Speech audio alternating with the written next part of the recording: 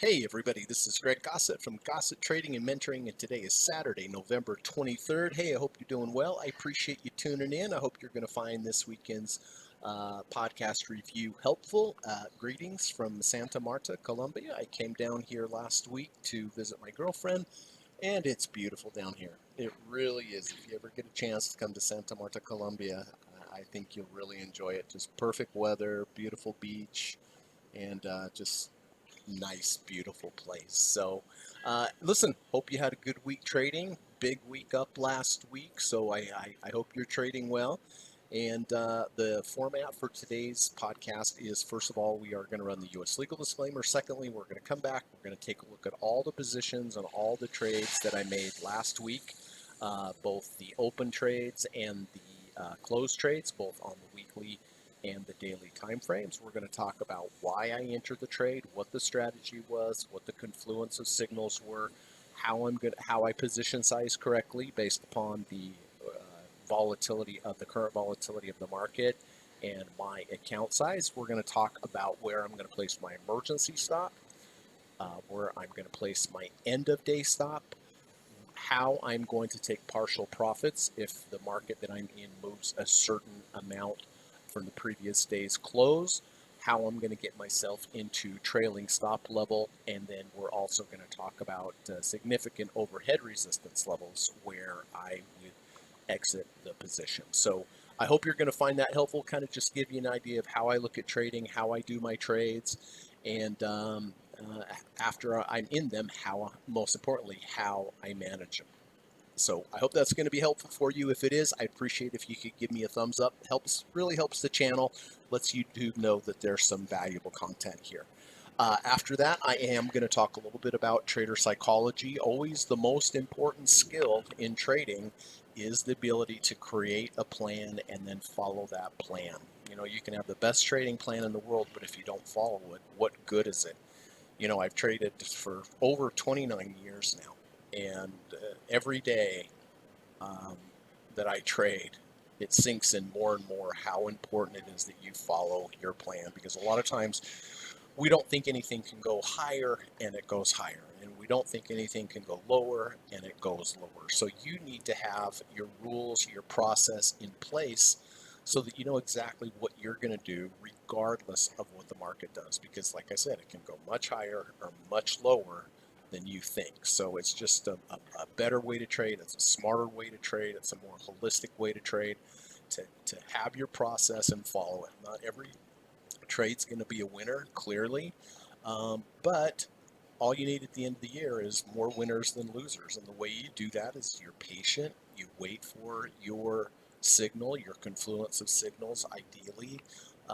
Like I said, you position size correctly, you have your end of day stop, you have your emergency stop, so that if you are wrong, you know, your goal is, if you're wrong, is to be wrong small. And if you're right, have a process and a plan to keep you in a trade so you can stay in some of those big trades. It's very important. If you just take quick profits and let your losses run, that's a formula for bad things.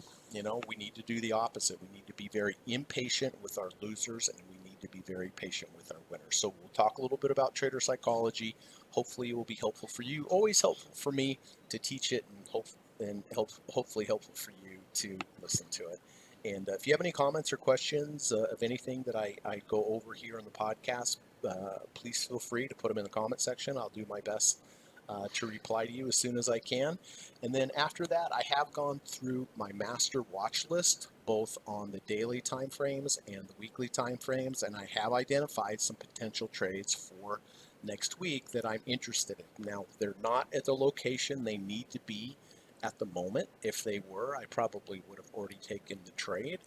But this is one of the key points in trading, is really sitting on your hands, waiting for a particular market to get to the location, to get to the level that fits with your plan.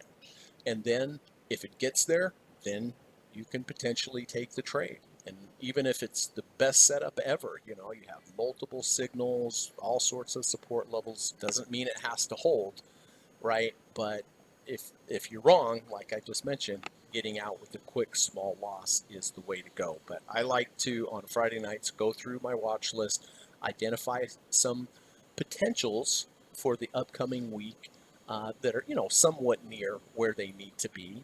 And if they get there, I will definitely consider taking trades. So I hope you find that helpful as well, as far as, the levels that I'm looking for. But letting the trade come to you is an important component in trading success, because you can look at a chart and go, wow, if it got down there, there would be this, that, and the other.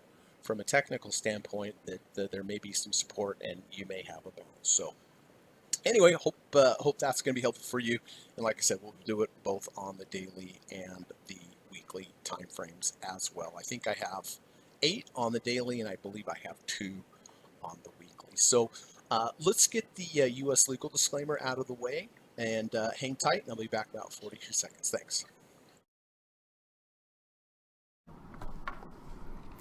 This video or live broadcast, like all instructional materials produced by Gossett Trading and Mentoring LLC, is created and published for informational and educational purposes only. Please carefully read and/or listen to the U.S. government required disclaimer before watching this video or live stream broadcast. The video link and disclaimer text are located in the description section of this video or live broadcast, here and here. Thank you so much. All right, thanks for holding through that with me, and let's get started. So currently I have 6 daily open trades and 1 weekly open trade. So I use and I teach 7 different trading strategies, and today we'll have a variety of each different trading strategy. So we'll start off here with Verizon. Verizon's been a great trade. This is a deep dip buy trade. A deep dip buy incorporates using the 200-day moving average, the 250-day moving average, the 300-day moving average, and or the 30 RSI. And again, this is something I teach and I use on a daily basis, both daily swing trades, weekly swing trades, and also day trading. So I did buy Verizon all the way back here on the 12th of November at $40.38. Now, why did I buy it there? Well, it's a 200-day moving average, the black line here. This is a significant level of support. Large financial institutions and advanced traders use this 200-day moving average. It tends to be a bit of a magnet, and a lot of times, more times than not, buyers come in at this level. So like I said, I did buy this here on the 12th of November at $40.38, because during the day it went down, bounced exactly at the 200-day moving average. So now that I have my entry, the first thing I need to do is I need to decide how many shares to buy. So I use 2 different inputs to come up with this. The first one is the value of the 2 ATR. ATR means average true range. So the average true range here is 1.39. So that's twice the daily average of the last 20 days. So I need to come up with my account balance. So let's just say today it's $50,000. Let's say I have a $50,000 trading account. I take 1% of that $50,000. 1% of $50,000 is $500. I take $500 and I divide it by the value of the 2 ATR. 1.39 divided by 1.39. This tells me to buy 359.7 shares. I'll just round that up. I'll buy 360 shares. Now, if I had a $100,000 trading account, I would take 1%, which would be 1,000. Again, divided by 139, and that would tell me how many shares to buy. Now, that $500, the $50,000 trading account, 1% of that 500, that is the worst case scenario. And that is what is considered my emergency stop. The good news is that only happens about 5% of the time. The other 95% of the time will be your end of bar stop. So Here I have the bounce at the 200-day moving average. I enter $40.38. I just did the math on how of how many shares I want to buy. Now, the first thing I do after I enter the trade is I take exactly $1.39, which is a 282 ATR. I subtract that from my entry price, and that is this line down here. That is the emergency stop. So if I have 360 shares and it moves down $1.39, we did the math already, how much would I lose? $500. Now, I make the decisions to enter, exit my trades based on the closing price. However, with an emergency stop, this is the one situation where if it touches it, I don't care if it's right before the market, right after the market opens or right before the market closes, I immediately get out. That is my okay, I can't stand it any longer. I lose 1% of my account, not fun, but recoverable. So, but the good news is that only happens 5% of the time. The other 95% of the time, if I have a loss on a trade, it is going to be because my end of bar stop has closed under my end of bar stop. Well, my end of bar stop is the black line, is the 200-day moving average. So it bounces the 200-day moving average. If the next day it had closed literally just 1 penny under, I would have just gotten out of the trade for a much, much, much smaller loss. Remember, my absolute maximum loss here is 1% of my total account. And so, but 95% of the time, if it just closes, if it closed here or down here, I'd get out, but it would be maybe 1/4% or 1/3% or 1/10%. Okay. So, bounced at the 200-day moving average, position size correctly, placed my emergency stop 2 ATRs below. My end of bar stop is a close below the 200-day moving average. Now, the next thing that I do is I take my entry price and I add the value of the 1.5 to it. Right now, the value of the 1.5 ATR is 1.04. And I add that above my entry price. This is my trailing stop level. If the price gets to that level, now I go into what is called trailing stop mode, which means that if I reach the trailing stop level in the future, if I have a close below a previous bar's low, I'm going to exit half of the position because I have a nice profit in the trade. I don't want to give it all back. So I take half if I have a close below previous bar's low, because then I've taken half of the risk off. I've locked in some gains, but I also have some shares remaining if it continues moving up. Okay, now everything I've talked about so far, the position sizing correctly, the emergency stop, the end of bar stop, the trailing stop level, these are all considered defensive moves. So basically, if something goes against me, I'm going to get out. However, I also like to play offense in my trading, and what that means is that I like to take partial profits if the market gives me a certain amount of gain each day. And so I'm currently in this trade, and so I'll just show you. So right now, what I do is I take the closing price. Right now, the closing price is $43.15. So I take $43.15, and I add the value of the 0.45 ATR. Right now, that 0.45 ATR value is 31 cents. So I add the closing price plus 31 cents. My first profit target for Monday is 43.46. So I take the first profit target, 43.46, add the 0.45 to it again. My second profit target is 43.77. I take my second profit target, 43.77, add the 0.45 to it again, which is 31 cents. And my third profit target for Monday is 44.08. And I take 10% of the remaining shares I have going into that day for my profit target. So if I had 100 shares now, 10% of 100 is 10. So I would place 10 shares at the first profit target, 10 shares at the second profit target, 10 shares at the third profit target. So I'm always taking partial profits into strength. If it doesn't move the value of the 0.45, then I don't take a profit target. And if it's down on the day, then I don't hit any profit targets. But, if it's moving up, hitting one profit target is, fairly easy to do. Certainly you can hit 2. If you have a really good day, you'll hit 3. I've hit 7 before. But generally it's 1. Generally it's one, generally it's two, but I'm taking partial profits into strength. The market can't take that away from me. It reduces my position size, which makes it easier to hold the remaining shares and follow the plan that I set out. So I'm a big fan of playing offense and defense in trading. Really, really big fan of taking partial profits. So again, let's just start here. Why take the trade? Deep dip buy, bounce at the 200-day, entered at $40.38. Position size correctly by taking 1% of my 1% of my account value, dividing by the value of the 2 ATR that tells me how many shares to buy. Once I enter, I place my emergency stop exactly 2 ATRs below. My end of bar stop is simply a close below the 200-day.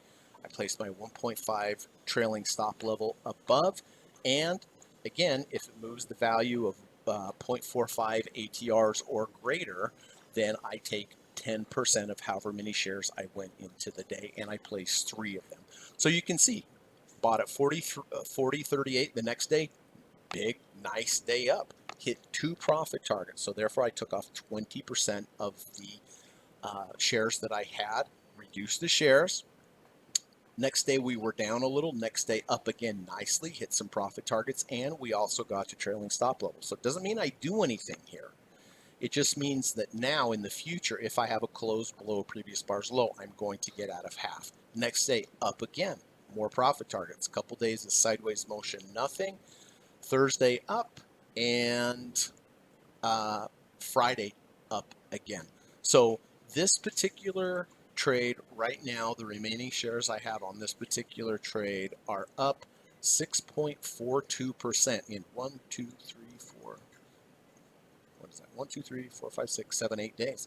So really good trade, straight up. Now we're at a 61.29 RSI level. So if it continues up and I get to at least a 65 RSI level, then the 5 EMA, which is this thin blue line here, this will come into play. That's another rule. So if I ever get to 65 RSI and then I have a close below the 5 EMA, that's where I exit the trade for good. Alternatively, if it just continues moving up and we reject the 70 RSI, then on a closing basis, then I will get out of half. And then if that happens in the future, if I have a close below a previous bar's low, that will also get me out of the trade as well. So I have a lot of rules in my trading. Like I said, I've been trading for 29 years. Every single rule I have, there really is a real reason for it. This is how I trade, and this is what I teach. You know, if you're interested, I do teach private one-on-one lessons in the evening time via Skype. I have a 15-hour course, 5 sessions, 3 hours each session. That gives you 15, and I teach you all 7 of the different trading approaches that I use. I've taught traders from all over the world, from all different levels, from absolute beginners all the way up to the hedge fund level. Love to help you with your trading, teach you a process, teach you all my strategies. It's $1,750 for the course, but you know, for the one-on-one you get with me and the knowledge you're going to learn and the experience, really, it's money well spent. It's worth every penny. So if you are interested in studying with me, just send me an email. My email is the link of this YouTube video, and we can have a conversation. And like I said, I think you're going to walk away with this and be a better trader, really, and know some really good strategies. So send me an email and let's talk. So Verizon up 6.42%. So really, really nice trade. Have this red box up here. This is a bearish order block, so I wouldn't be surprised if Verizon kind of stalls out in this area, but it's okay if it does because I have my rules, right? Going into the future, if we have a close below previous bar's low, I'm going to exit half. And so, you know, you have to know exactly what you're going to do regardless of what the market does. So, and it's kind of a freeing feeling too. You're like, well, I don't know if it's going to get there or if, what am I going to do? I know exactly what I'm going to do. If it keeps moving up, I'm going to take partial profits. If it rejects the 70 RSI, I'm going to get out of half. If it moves down and closes below previous bar's low, I'm going to exit half. So it's nice to have a real plan, makes trading easier. So nice trade here on Verizon so far, up 6.42% on the remaining shares. TLT. Okay, TLT, I did buy back here on the 15th of November at $90 even.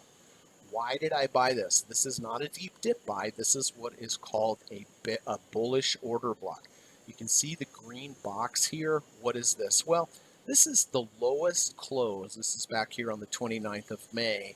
This is the lowest close before we change market structure to the upside.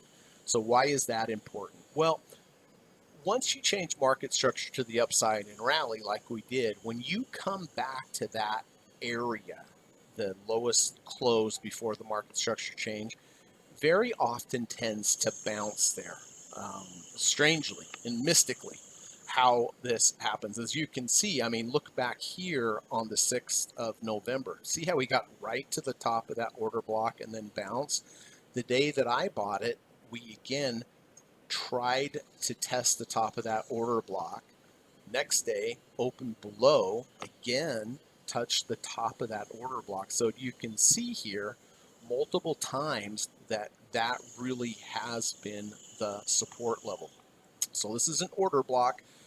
In addition to that, there is a double bottom bullish MACD divergence going on where you have the lows here with the deep red MACD bars. Now we're lower over here. Yeah, there was a little red, barely. That's called the double bottom bullish MACD divergence. I studied one-on-one with Dr. Alexander Elder. This is his favorite approach. He believes that double bottoms bullish divergence are some of the most powerful in all of technical analysis, and I would agree with him. They are very good. So, but what I liked was that we had the double bottom bullish MACD divergence at the same time that we have tested the top of this order block. So the trade really hasn't gone anywhere, but I did enter here at $90 even. I position size as I'm supposed to, place my emergency stop 2 ATRs below. My end of day stop is a close below the low of the order block way back there in May at 88.68. And as you can see, I placed my 1.5 ATR trailing stop level up here and hasn't done much. I mean, it's up just a smidge, about 0.40%. So again, if it starts moving up, I'm going to take partial profits. If I get to trailing stop level, which is $92, then I'll go into trailing stop mode. If it goes down, I'm not going to do anything unless it closes below 88.68. That's my end of bar stop, but on a closing basis. And then, of course, if it just crashes down and goes into my emergency stop, then I would get out immediately because that's my maximum uh, uh, allowed loss. Okay, let's get on to Tesla. All right, this one not doing so great, but I'm still bearish as long as my stop holds. You can see this red box here I have. What is this? This is what is called an abandoned baby. An abandoned baby happens, this is a bearish abandoned baby, by the way. Abandoned baby happens when you gap up and immediately gap down. You know, you wake up in the morning, it's gapped up, there's got to be some kind of good news, good headlines, and then immediately after gapping up, you gap down. Well, what I have noticed, and this one of my favorite trading techniques and strategies that I use are bullish abandoned babies, bearish abandoned babies. I'm just looking in the back here if there was any. I can't see any right now. But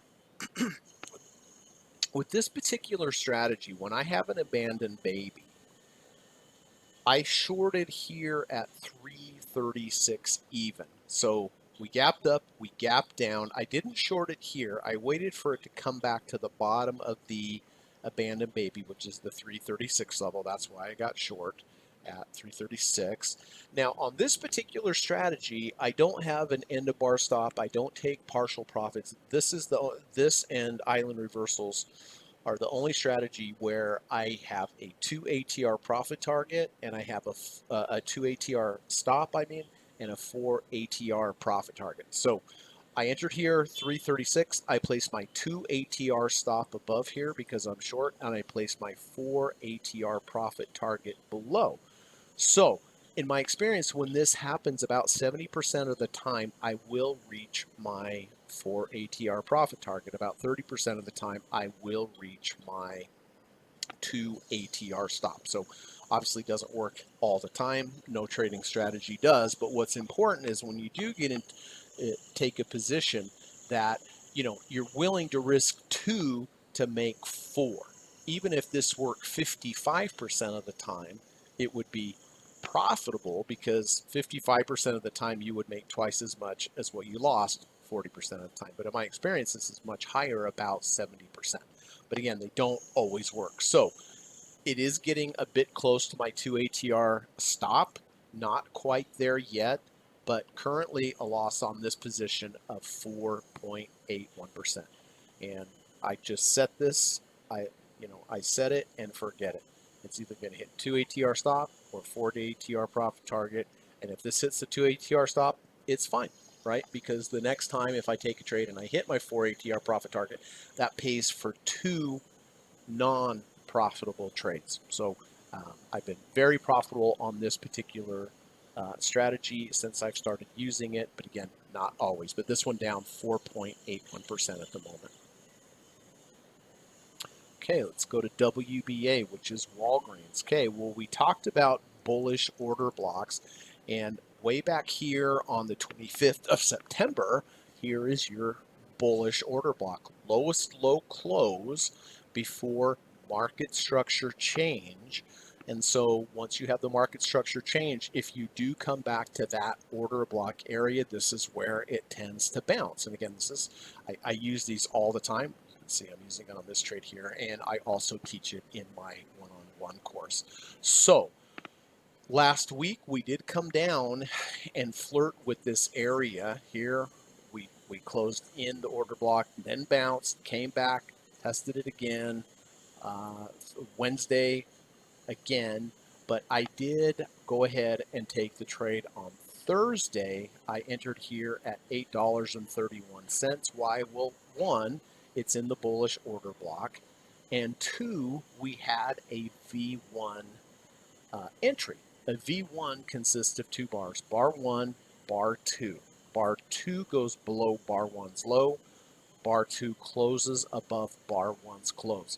I use V1s and V2s in all of my trading, and if you'd like to learn more about V1s, V2s, just go to my YouTube channel, look in the lessons playlist under V1 and V2, and I have a nice little free video there that you can use. But, I talk about entries, using confluences of entries, multiple entry signal. Well, this is the multiple entry signal. One, we're in the bounceable area, and then two, I had a V1 on top of it. So, oh, you know what? I didn't. Well, we'll do it together. That's fine. So I entered here $8.31. Now, I didn't set these up. 78 cents below is 2 ATRs. So that is my emergency stop right here. So we'll mark that as the emergency stop. And if it does go down there for whatever reason, I will lose 1% of my account. My end of bar stop is a close below the order block. The low of the order block was 798. So we placed a little red line at 798, and that is my end of bar stop.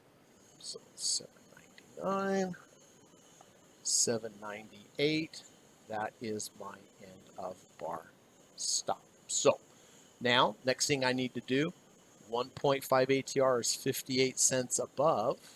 So 58 cents above is going to be my trailing stop level. Oh, all right, just one penny below there, right about there, is going to be my trailing stop level. And if I get there, then I go into trailing stop mode. And I took 2 profit targets on Friday. Right, took the closing price, put 3 limit orders in, the closing price plus the 0.45, do it again, and you can see it moved up 36 cents, 0.45, 34 cents. So I hit 2 profit targets, and it was up nicely, up 4.34% right off the bat in the first day, which is always nice. Okay, so it looks like for me 0.04% up on this particular trade so far. And then if we get to trailing stop level, of course, then I go into trailing stop mode. But I like that we came down. I like that we consolidated here, moved sideways. There were no more sellers down here. That's why I didn't go any lower. But isn't that interesting how it just came back down to that order block, the green area? That's where it started consolidating, and that's where it started to move up. So nice trade so far on WBA. Etsy. Okay.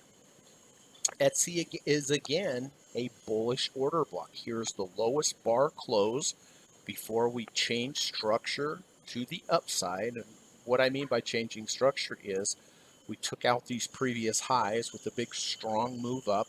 That changed the direction from bearish to bullish. And if you change market structure from bearish to bullish, then you want to buy the dips back to the bullish order block. So this one, I'm kind of surprised at myself that I took this trade just because the risk to reward ratio wasn't good, but I did kind of like it. I mean, yes, we did come back. Look, almost to the penny did we bounce at that order block. Isn't that amazing? And then we bounced strongly. We also rejected the -1 ATR channel, which is the green line here. Didn't form a V1 or a V2, but at the last moment, the reason I took that trade is like, okay, we bounced at the bullish order block, but it was the rejection of the -1 ATR channel that got me into the trade. So I got in $50.36. Placed my emergency stop 2 ATRs below. My end of bar stops a close below the low of the order block here. 47.41. Placed my 1.5 ATR trailing stop level up there at 58 cents. And we have moved up pretty nicely ever since. Did take one profit target here back on, what was that, Wednesday. Hit one profit target, took 10% off. So I'm not at trailing stop level yet, but the trade's doing pretty good for being in it for 3 days, up 3.65%. So it's a pretty good start. And again, this is an order block, bullish order block. And then on Friday, I did take a trade on Johnson & Johnson. Okay, well, this is a deep dip buy. Deep dip buy because, look, here's the 200-day moving average. We've been below it for quite a long time. We closed here, we closed above. I didn't take that trade. Then we closed back below. And then on Thursday, we closed nicely above it. I didn't take the trade there because I took another trade. But then on Friday, we opened up higher, we gapped up a little bit. We went up higher, then we came back down, tested the 200-day moving average, and it did hold as support. So I position sized correctly, entered at 155.20. My emergency stop is 2 ATRs below, my 1.5 ATR trailing stop level above. And the reason I took this trade was, one, we went above the 200 the previous day pretty strongly, but then on this day we came back down, tested the 200 again. That was key for me, that we tested it again. There were no more sellers under the 200. But look at my risk to reward.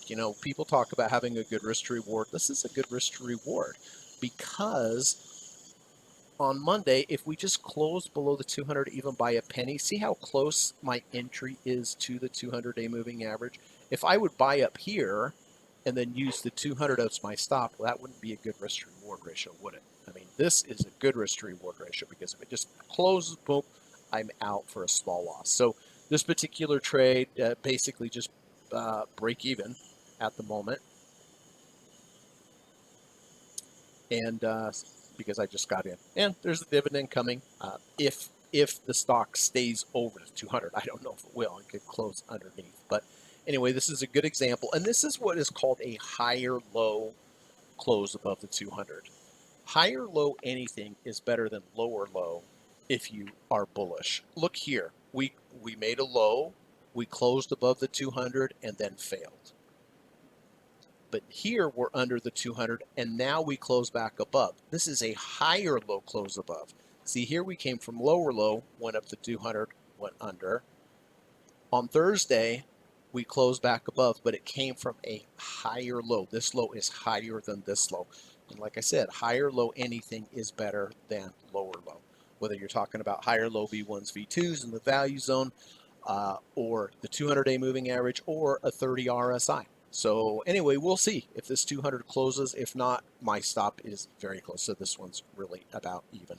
So, okay, just a real quick recap on the dailies. Verizon remaining shares up 6.42%. TLT remaining shares up 0.4%. Tesla, the short down, remaining shares down 0.81%. WBA up 4.04%. Etsy up 3.65%, and then J&J even because I just got into it on Friday. So not all the trades positive, but 5 out of 6, not too bad, right? Now let's go over to Adobe. Adobe I made on the weekly. Weekly bars close on Friday. I really like to trade dailies and weeklies and monthlies, by the way. But the reason that I bought Adobe a couple weeks ago was the close under and then close over the 200-day moving average. I got in at 494.68. In addition to the close under, close over, deep dip buy, there was also a V2. You just heard me talk about V1s. Well, this is a V2. Bar 1, bar 2, bar 3. Bar 2 goes under bar 1's low. Bar 3 closes above bar 1's close, so that's the confluence. Deep dip buy plus a V2, got in 494.68. I position size correctly, placed my emergency stop 2 ATRs below my end of bar stop. Remember, they're weekly bars, so close on Friday. If it closes under the 200, that is my stop. Placed my 1.5 ATR trailing stop level above. Not last week, but the week before, strong bounce there. And I did hit a couple profit targets. So I already took some profit targets off of this trade. And also got to trailing stop level, but we didn't close below the previous bar's low, so there was no action taken, and the remaining shares that I have on this particular trade up 3.39%. So anyway, I hope that was helpful for you to kind of take a look at the current trades that I have, why I took them, and how I am managing them. So, okay, let's talk a little bit about trader psychology before we get on to next week's trade. So this is again from my good friend Steve Burns. Great trader, great author, great educator. Check out his check out his books on Amazon. Great trading books. I actually wrote the foreword to one of his trading books, Moving Averages 101. But let's see what Steve has to say today. A missed opportunity for a big win can be more costly to trading performance than a small loss. A missed opportunity for a big win can be more costly to trading performance than a small loss. So what that means is that, if you haven't been trading well lately and you've been on a losing streak and you have a really good setup, nice confluence of signals, sometimes you kind of don't want to take it, even though it's really good. And why don't you want to take it? Well, because you've been beat up, right? And you're like, oh, I don't want to take another trade. It'll be a losing trade. Well, sometimes you don't take that trade and then it just takes off and goes. And so what Steve is saying is absolutely right. If you haven't been trading well, your results haven't been good, and you have a really good signal, sometimes not taking that trade is going to cost you more than taking the trade, being wrong, and having a small loss. If we're trading correctly, we want to have small losses, right? I know they're not fun, they sting, but really, if it's small, you go, and then you kind of forget about it. It's the ones that you hold on to forever. Those are the ones that you're going to remember for a lifetime. But if it's a small loss, yes, in the moment, it's not fun, but you're out, and that's all there is to it. But what he's saying is that if you don't take the trade, it can really cost you, because if it's a good signal, maybe that is the one that really, really goes. And you're going to look at that every day and go, why did I not get in that trade? If it's legitimate, right? If it's legitimate, at least I do. Like, I didn't take that. Why? That was perfect. Why didn't I take that, right? We all go through it. But the takeaway here is, if you have a really good signal, think to yourself, I'd rather lose a little on this trade than miss a really big explosive trade. So a missed opportunity for a big win can be more costly to trading performance than a small loss, because who knows, maybe you make 8%, 10%, 12%, 15% on that trade. If you make that trade and it works, boy, those profits can be repair a lot of damage from all the little losses that you've had. So keep that in mind. We always talk about not taking a trade unless it's perfect, and we always talk about the downsides of a trade, but there's also the missed opportunity cost of not taking that trade as well. So I hope that was helpful for you. Thank you very much, Steve Burns. And now let's turn to the potential trades for next week. Okay, so I have 8 symbols here, potential signals here on the daily. And I always like to point out that, it is possible that all of these 8 symbols could trigger on Monday, for example. So, does that mean that I would take all 8 signals? And the answer is no. I have a policy where I only take one trade per day. Even if I have 5, 8, 15 that signal trigger all on the same day, I want to take the best trade of the day. I want to take the best trade of all of them. And how do I do that? Well, I assign a point value to each trade. And let's say one stock bounced at the 200. Okay, well, that's legitimate. I'll give it 1 point. But let's say the next one bounced at the 200 and it had a V1. Okay, that's 2. The 2 is better than the 1. And let's say you have another one where bounces at the 200, has a V1, but this one also is in a bullish order block. Well, now that gets 3 points. Obviously, I'm going to take that one, and so forth and so on. So the way that I narrow it down is how many entry signals there are, what the risk to reward ratio is, how it looks on a higher time frame, because many times the reason I take one trade over another is not how it looks on the daily, but maybe on the weekly, one of them bounced at the 200 week moving average at the same time that it bounced on the 200 on the daily. Then it gets another point. It has a higher quality score. And then I also factor in relative strength. If the market is down, but this particular stock is actually up, well, it gets a point for doing that because it's showing good relative strength. And again, this is what I teach in my one-on-one course. This is what I teach all my students, the ability to narrow down the best trade. It's a really important skill to have, because some days you're going to have multiple stocks trigger. How do you decide? And again, that's what I teach in my one-on-one course, and it's really, really valuable. So, if you are interested, please contact me. Love to have I usually have a free Skype call with potential students, not a sales call. I just want to learn more about you, your trading challenges. It's a good time for you to ask me any questions about the course and the format and the syllabus.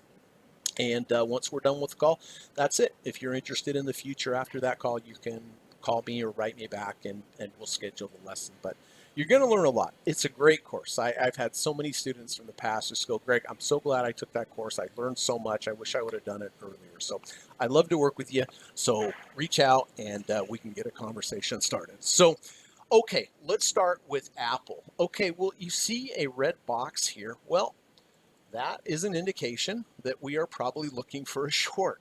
And I am looking for a short because the red box here is a order block. Here is I've been talking about bullish order blocks. This is a bearish order block. Here is your highest close before market structure change. So we went from a up market structure to a down market structure. So if I change from up to down, then I want to look to short the rallies. Well, the shortable area in here would be if we get into this order block somewhere between 323.29 and 232.29, dyslexic today, 232.29 and 234.47. Now, how am I going to know when and if I'm going to take this trade? So order blocks are a little subjective. The first thing that I would look for is that the price come up, touch the bottom of that order block, reject, and close under it. If it did that, then I would consider taking the trade. If it closes in the order block, closes strongly in the order block, I probably won't do anything. If it goes higher, rejects the top of that order block and closes back in, then that would probably be a potential entry. So I'm looking for some type of rejection of the order block, either the bottom of the order block or the top of the order block. And if it rejected the top of the order block, for instance, then my stop would be very close. It would just be a close above there. If I reject the bottom of the order block, then my stop's a little bit further away, but a little bit more confirmation that the Apple did not want to get any higher than the bottom of that order block. So in general here, I'm looking for a potential short someplace between 232.29 and 234.47 for a potential short on Apple. AGQ. All right, well, this one's pretty simple. I'm just looking at the 200-day moving average here. Here is the black line. Now, are we going to go down here? I don't know. We may just put the low in and we may head back up. But if we do come down to the 200 and we either bounce at the 200 or have an intraday rejection of the 200 or close under and then close over 200, then potentially take the trade. This is a very simple trade where I have the 200-day moving average. If it rejects it, I'm bullish as long as it stays above it. If it closes below, I'm simply out. So this one's pretty simple, but again, I'm not taking any action here until I see it come down to reject the 200. And if it does and it gives me a good risk to reward ratio, I'll consider it. Take a look here. I was talking about bearish island reversal. See how we gapped up? Next day we immediately gapped down and then the move down. I did take this short. If you've been following the podcast, I did short here when we got back up to the bottom of and had a huge move. I think this was a 22% move on the bearish island reversal. Bearish abandoned baby. And obviously I hit my 4 ATR profit target. So on AGQ, looking for a move down into the 200-day moving average. Not sure if it's going to get there, but if it does, I'll consider it. Amazon. All right, so Amazon has been quite weak. I have a red box up here. The reason I have the red box, this is an order block. Here is your highest close before market structure change. So if we do rally up to the bottom of that bearish order block here, the low would be 209.14. The high is 215.09. Same thing as Apple. If we reject the bottom of that order block, I will consider getting short there. If we close in the order block, I probably won't. But if it moved higher and rejected the high of the order block there at 215.09, I would also consider getting short there. In addition, if we keep going lower, I've highlighted the green box here. Well, here's the 200-day. If Amazon, Amazon's talk about relative weakness. I mean, the market has been going up and Amazon has been going down. So the relative strength is very weak on Amazon. But if we get down to the 200-day moving average, I would certainly consider taking a long position there at the 200-day moving average. Last time we got the 200-day moving average, it was an excellent place to buy, as you can see over here. Does it mean it's going to be this time? I don't know. But who knows? It may not get the 200. It may not get up here into the shortable area either. But I'll just have to wait and see. But those are what I'm looking for. If we rally up to the top of that order block there, between 215.09 and 209.14, potential short area here, or if we go lower to the 200-day moving average, which is 183.80, so it's still quite a long ways down there, I would potentially get long there. All right, Alibaba, BABA. I'm always amazed. Look at this. I mean, look at this off the 200-day moving average here. Was that a good place to buy Amazon? I mean, Alibaba, boy, I would say good risk to reward ratio. I mean, look at this move up. Just unbelievable. Everybody had to have it, and then, oh, wait, no, never mind. No, don't want it, don't want it, don't want it, don't want it, don't want it. Markets are crazy, right? But look, it is coming to a potentially interesting level of support here, which is the 200-day moving average, the black line I've highlighted in green here. Doesn't mean if it bounces the 200, it's going to go straight up like last time. Not at all. But it does give me a good structure to the trade of if it closes below, I'm simply out. I can always get back in if it comes back over, or if it bounces and keeps going up, well, then I have the structure and I have a plan in place. Now, we did gap down on Friday significantly. So if we do gap up on Monday, then I may have a um, bullish abandoned baby as well. And if we do gap up, I may take the trade right there and then with the gap up. So if it gaps up, gives me a bullish baby, then I could get long there. Alternatively, if it heads down, rejects the 200 or rejects the 300 or the 250, I could use those as my levels as well. So I am kind of looking to get long here, Amazon. I mean, just looking at, obviously, Captain Avio over here. I mean, yes, it is a bit oversold at the moment. So that 200-day would make a really good level in above, out below, or again, if it gaps up and gives me a bullish abandoned baby, then I could get long there as well. Caterpillar. Okay, Caterpillar uh, order block. Bearish, I'm sorry, bearish island reversal. See how we gapped up? 1 day sideways and then gap down. Well, this is a perfect bearish island reversal. Gap up for whatever reason, everything great, and then down. So if we rally back up to the bottom of that island reversal, the low here is 40401. If we do get back up there, reject that level, reject the bottom of that, then I would consider getting short Caterpillar, and this would be a trade where I would put a 2 ATR stop above and a 4 ATR profit target below. If it doesn't reject the bottom of this island reversal, then I probably won't get short. My next important level of rejection would be here at 412 even. That's halfway of this big down bar. Usually when you have a big down bar like this, if you get back to halfway of that, you're going to find some resistance. So if we reject the bottom of the island reversal, I would consider getting short there. Or if we rejected the halfway of this big down bar here on the 7th at 412, I could get short there. So that's what I'm looking for a short on Caterpillar. Google, wow.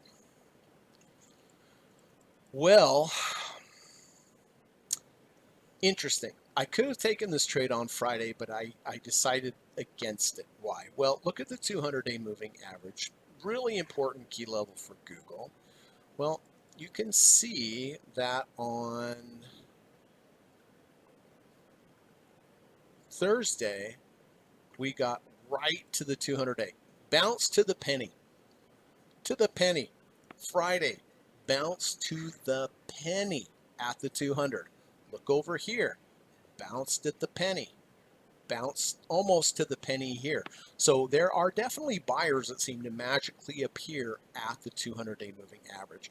So I could have bought this on Friday with the bounce at the 200. I decided not to, and the reason why, everyone, is that whenever you have huge, big skyscraper down bars that take you to the 200-day moving average, it's a little concerning for me. I would much rather have the price just kind of drip down and drip down and drip down and drip down. But these big sell everything bars here are a bit of a warning flag and a caution flag for me. So I'm just going to watch this and see how it reacts around that 200. Ideally, I would much rather buy down here at the 250-day moving average, or even the 300-day moving average, which is the orange line, and try to get some kind of confluence of a 250-day 30 RSI level or a 300-day 30 RSI level. Right now we're only at 40.66, so we're not really at an oversold RSI level. And again, Thursday's big down move on that news concerns me. So I'm just going to have to watch it. I think there may be an opportunity here, but Thursday's big down bar, the reason I put this line here is we have halfway of this bar. Even if we bounce here, most likely we'll fail here. So I would rather buy lower and have some upward movement potential before I get to the half. I mean, obviously, if I bought at the 300, then getting back to halfway of that big bar, it's worth it, right? Because I have good risk reward ratio and you have some potential upside. But buying here, more likely than not, you are going to get a lot of selling resistance here. So the risk to reward ratio doesn't seem too good with the resistance above. So, just for this podcast, really, if we gap down, reverse back up, had a V1, something like that, I may consider playing it off the 200. But really, I'm looking for some kind of rejection of the 250 or the 300 to give me some more upside potential. McDonald's. All right, I really like McDonald's here. If it gets to where I want it to get, where do I need it to get? The 200-day moving average, the black line. And see, this is moving down, but it's not crashing down. Look at Alphabet. That's a crash down. Microsoft is more of a drip down. So I really like to buy McDonald's at that 200-day. And besides the 200-day, the reason I like it, look at the gray line. See how the gray line crosses over the black line? This is called the golden cross. And I've mentioned this many times. If you have a golden cross, then the first move back to the 200-day moving average is a really decent buyable area. So we're not there yet. The 200 is 277. We're at 290.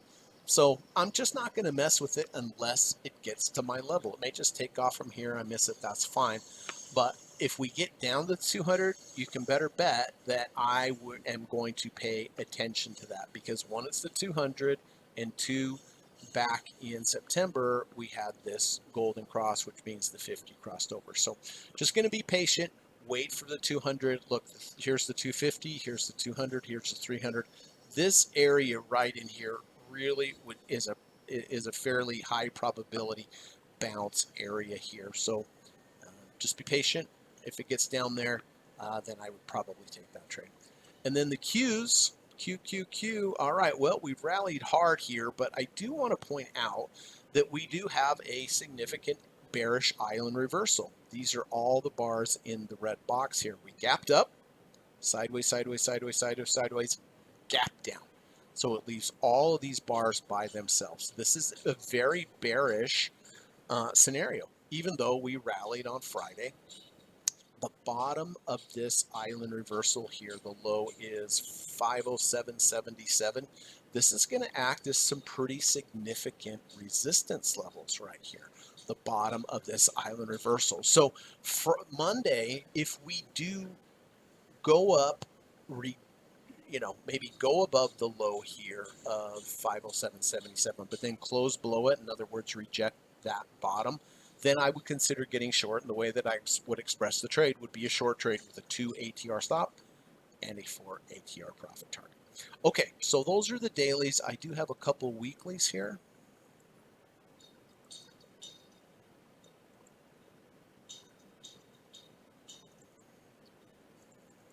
All right. So this is starting to get into, this is Budweiser. Budweiser just had a huge sell-off. This is kind of a combination between a bullish order block and a deep dip buy. And you've heard me talk a lot about deep dip buys. I use them all the time. Oh, and by the way, I do have a deep dip by course available. Of course, I teach it in my one-on-one course, the deep dip by step. But if you like online courses, I have a great online course available at udemy.com. The link's in the description. I have sold so many of that online, so many of those online courses. The deep dip by, it's 9.5 hours of video, 26 videos total. I think it has 4.8 or 4.9 out of 5 stars, and it's a great course where I teach you on the video step by step how to position size, how to take partial profits, trailing stop level, all the stuff we've been talking about today. And it's very affordable. It's somewhere between $40 and $50 depending on Udemy that day. I don't set the price, they do. So if you're interested in that course, it's a great place to get started with one of my strategies, and links in the description. So here's Anheuser-Busch. Well, the reason I said that we're getting close to deep dip buy is that a deep dip buy is when you reject the 35, or you reject the 30 RSI. Right now we're at 35.19. So we're starting to get into a deep dip buy area from an RSI perspective. In addition to that, look, lowest bar close before market structure change, that order block is between 53.99 and 51.10 on the weekly. So if we come down further into the order block, we'll also most likely reject the 30 RSI. This is the area that I am looking for to potentially buy. And of course, I mean, if you look at Anheuser-Busch on the daily, I mean, look at that. By the way, bearish island reversal here. Nailed it, didn't it? But on the weekly, this is what I'm looking for. Ideally, a rejection of the 30 RSI inside that bullish order block. I'll just have to see how this plays out. Now, with this one, because it's bullish, if we come down lower on next week, bounce and close above, I would consider getting long, just like I did with Walgreens. Or alternatively, if we go lower and reject the 30 RSI, that would also be a location for me to get long. Or the last one would be if we go lower, reject the bottom of the order block, and then close above it.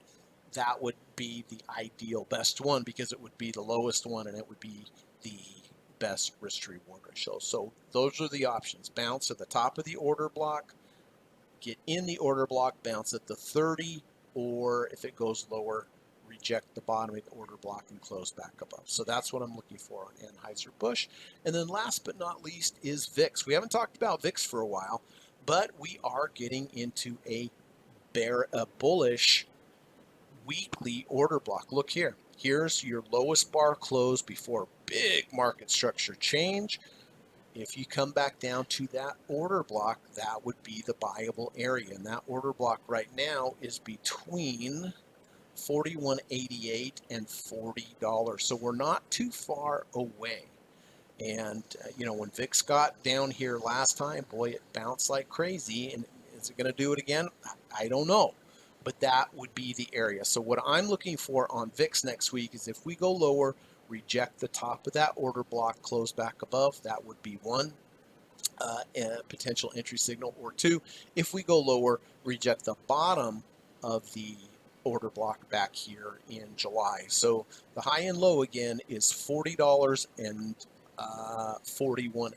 So this is the area that I'm looking to potentially get long VIX, which would make sense. The VIX has sold off dramatically. The market's gone up dramatically. So wouldn't be surprised to see some kind of VIX here. I mean, my gosh, we've almost given 50% of the price away since that huge move up here. So that's what I'm looking for. So that's what I'm looking for on the dailies and the weeklies for next week. I hope today was helpful, everyone. Like I said, if you have any comments or questions, leave them in the comment section. I'll do my best to get back to them. If you found some value today, I would really appreciate if you could hit the thumbs up button. I always like to leave off with, try to go out and do something nice for somebody today. Try to go out and do something nice for an animal today. Animals appreciate acts of kindness just like humans do. And so I always try to do at least twice per day. One nice thing for an animal, one nice thing for a human. And but I appreciate you being here. I'm going to enjoy the weekend here in Santa Marta. Love to chat with you about being your teacher and teaching you my course. I think you find it really helpful and a very good investment. But I hope you have a good rest of your weekend, everyone. And God willing, I will see you next week. All right, everybody, take care. Thanks. Bye-bye. U.S. government required disclaimer. Stock, options, futures, and forex is not appropriate for everyone. While there is a potential for large rewards, there is also a substantial risk of loss associated with trading. The material in this video or live broadcast is not geared towards any particular individual or to any particular financial situation and is not intended to meet the particular investment objectives of any viewer. This video or live broadcast, like all instructional materials produced by Gossett Trading and Mentoring LLC, is created and published for informational and educational purposes only. Any and all information contained in, implied, or referenced by this video or live broadcast is not to be construed as investment advice, and no representation is made that any individual or entity involved in production of this video or live broadcast is an investment or financial advisor or is registered or authorized to give any financial advice. We are publishers and educators only. Therefore, the various producers of this video or live broadcast will not accept liability for any loss or damage of any kind which may arise either directly or indirectly out of the use of any of this material, including any loss of profit. No representation is made that any account or investment will or is likely to achieve the profit or losses demonstrated. We recommend consultation with a licensed and qualified professional before making any investment decision. This video or live broadcast is not to be construed as an offer to buy or sell any security, financial instrument, or financial product of any kind. Notice is hereby given that any individual or entity involved in production of this video or live broadcast or their clients may have an interest in any security, financial instrument, or financial product mentioned or referenced. Any simulated or hypothetical performance result depicted does not represent actual trading and therefore may under or overcompensate for the impact of various market factors such as lack of liquidity. Thank you.